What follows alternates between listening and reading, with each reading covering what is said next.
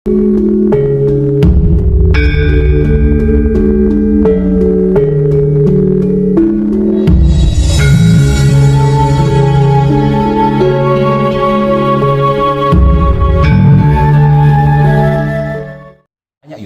miskin dan lain sebagainya itu tadi kan.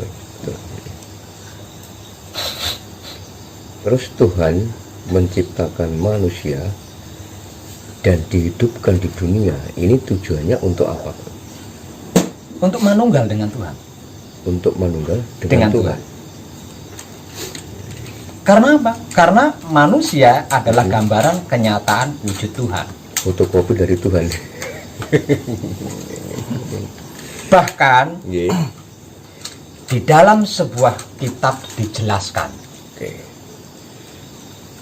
sesungguhnya aku itu batinnya manusia, dan manusia itu adalah gambaran wujud kenyataan. Lah,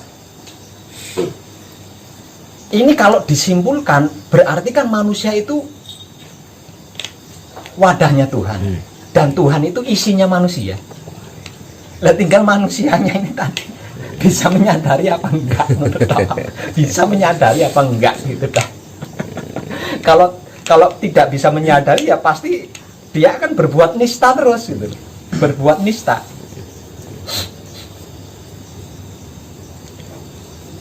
Orang belajar spiritual, ada enggak poin-poin yang paling tersulit untuk belajar spiritual, dan macam-macam penyakit spiritual itu seperti apa?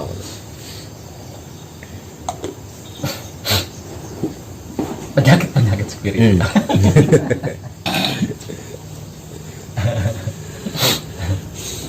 Saya ngambil penyakit dulu ya. Saya tertarik sama penyakit itu tadi. Penyakit spiritual.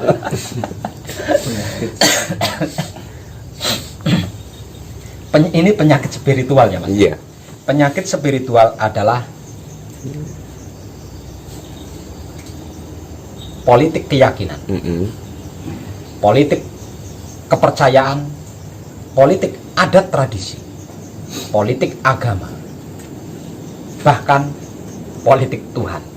Itulah 5 penyakit spiritual. Bisa dijelaskan secara singkat aja Pak, satu persatu tentang apa itu yang dinamakan dengan penyakit Tuhan, penyakit agama tadi? Ya politik, aslinya penyakitnya itu politik itu tadi Mas, gitu loh.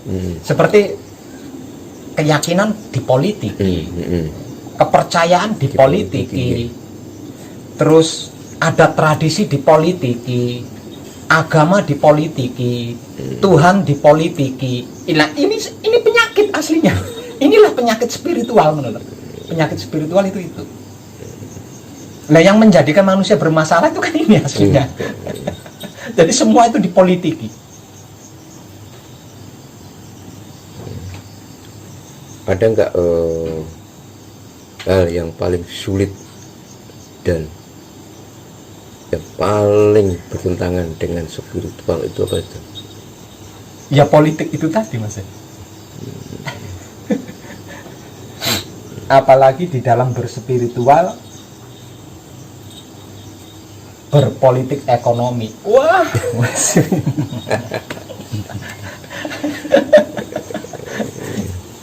Itu yang paling parah. Di dalam beragama, berpolitik ekonomi. Di dalam berkeyakinan, berkepercayaan, berpolitik ekonomi. Apa disini? Gusti.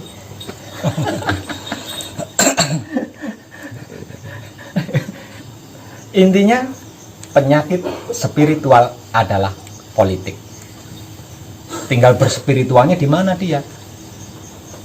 Kalau dia berspiritual di agama, jika dia berpolitik tentang agama, berarti dia sedang sakit spiritual agama. Kalau spiritualnya tentang keyakinan atau kepercayaan, kemudian dia berpolitik di dalam keyakinan dan kepercayaan itu tadi, berarti dia sedang berpenyakit spiritual, keyakinan dan kepercayaan. Kalau bertuhan Kalau spiritualnya tentang Tuhan atau ketuhanan, di dalam bertuhan itu tadi dia berpolitik, berarti dia sedang sakit politik ketuhanan. Ini terkait dengan meditasi, Pak Web. Ya. Ada statement yang mengatakan bahwa meditasi itu tidak harus mencari ketenangan. Sebab kalau mencari tenang, kita akhirnya marah dan situasi berisik. Meditasi katanya menumbuhkan kesadaran, Pak Web. Kesadaran itu maksudnya bagaimana, Pak Web? Meditasi itu kan sebenarnya upaya ya Mas. Upaya atau usaha pencapaian. Jadi ketika saya berusaha mencapai sesuatu, nah itu maksudnya meditasi itu maksudnya. Saya ingin menggapai atau mencapai puncak gunung, tapi fisik saya tidak mampu. Ya, fisik saya tidak mampu untuk bisa sampai ke puncak gunung. Nah, meditasi ini bisa digunakan. Gitu. Aslinya ngono kuwi maksud daripada meditasi. Jadi dengan seperti itu berarti meditasi ini memiliki banyak arah titik-titik, Mas. Bergantung titik yang mau dituju itu apa dan kemana. Tergantung tujuan dari meditasi tersebut, Pak. Iya, itu meditasi. Jadi benar apa pertanyaan tadi, meditasi itu enggak harus mencari ketenangan. Bisa, iya benar itu benar. Karena apa? Karena bergantung. Kalau meditasinya menuju tenang, ya dapatnya tenang.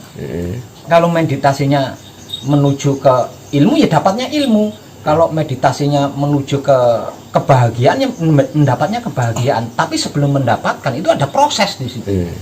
Ya, di dalam meditasi itu ada proses. Nah, untuk menghindari proses ini maka dibutuhkan mediasi. Gitu, mediasi. Maksudnya supaya bisa fokus. Itu meditasi. Kalau tidak menggunakan mediasi, susah, fokusnya susah. Seperti katakanlah saya bermeditasi untuk mendapatkan ketenangan. Nah, kalau saya tidak punya sarana untuk bermeditasi, ketika saya mendengar suara yang berisik, ya saya jengkel. Saya bisa jengkel.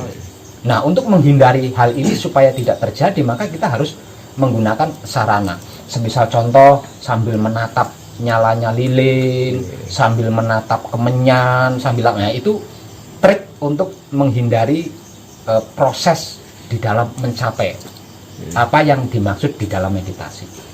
Itu meditasi.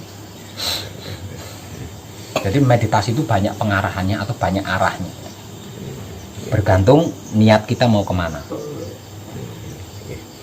Break dulu, Pak Web, ya. Siap. Saya lanjutkan, Pak Web. Siap.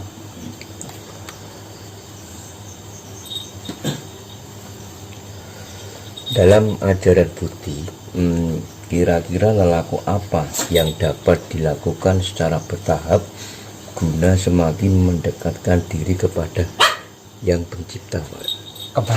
Kebajikan. Iya. Salah satunya kebajikan. Iya. Bukan salah satunya, satu-satunya kebajikan. Nah, kebajikan ini kan banyak macamnya. Iya. Nah, macam-macam kebajikan inilah tahapannya. Tahapan. Nah, jadi kita katakanlah kita mengambil praktek kebajikan yang paling rendah atau paling sederhana dulu. Iya. Terus meningkat lagi yang lebih tinggi, seperti itu. Misalkan jika diurutkan dari yang sederhana hingga yang paling kompleks, lelaku apa saja, Pak? Di dalam kebajikan dimulai dari hendak tidur sampai bangun dari tidur lagi. Hendak tidur sampai bangun tidur. Sampai tidur lagi. Itu yang paling sederhana. Jadi yang paling sederhana adalah cara kita hendak tidur,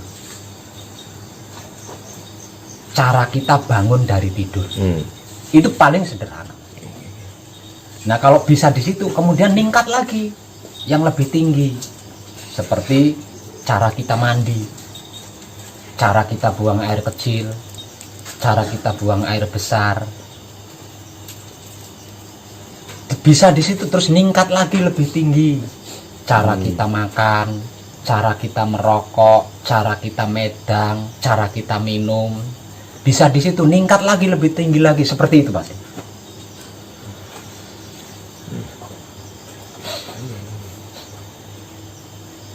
Adakah meditasi khusus untuk menemukan guru sejati, Pak?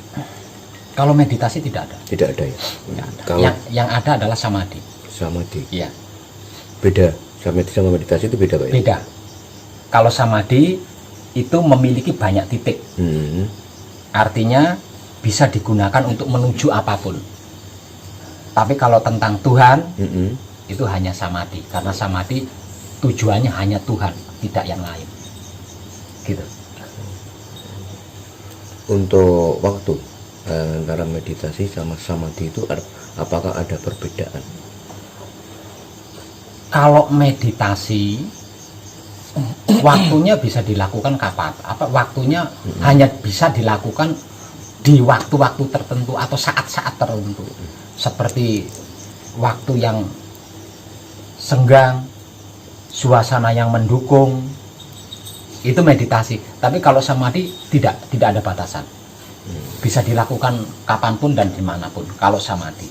Tapi kalau meditasi itu butuh banyak sesuatu lah, tempat, suasana, sikon, itu yang dibutuhkan untuk meditasi. Tapi kalau meditasi bisa dilakukan dimanapun dan kapanpun.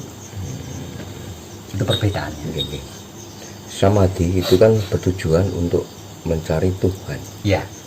Sebelum kita melakukan samadhi, apakah ada trik-trik khusus agar tujuan kita untuk menemukan Tuhan bisa tercapai, bahkan terwujud? Ada. Yaitu pertama, menggunakan kesadaran untuk bisa menyadari wahyu pancagaib atau sedulur papat kalimo pancer. Kalau kesadaran kita sudah bisa menyadari wahyu pancagaib atau sedulur papat kalimo pancer, kemudian kita menggunakan wahyu pancalaku. Itu yang paling sederhana, Mas. Yang paling dekat, paling sederhana, paling dekat, dan bisa saya katakan paling mudah, karena tidak menggunakan rialat. Kalau selain itu ada rialatnya, seperti puasa, melek, bakar dupa, jika perlu pakai sesaji. Tapi kalau dengan wahyu pancagaib dan wahyu pancalaku itu tidak memerlukan semua itu, karena yang dibutuhkan adalah otak, hati, kelan yang digunakan.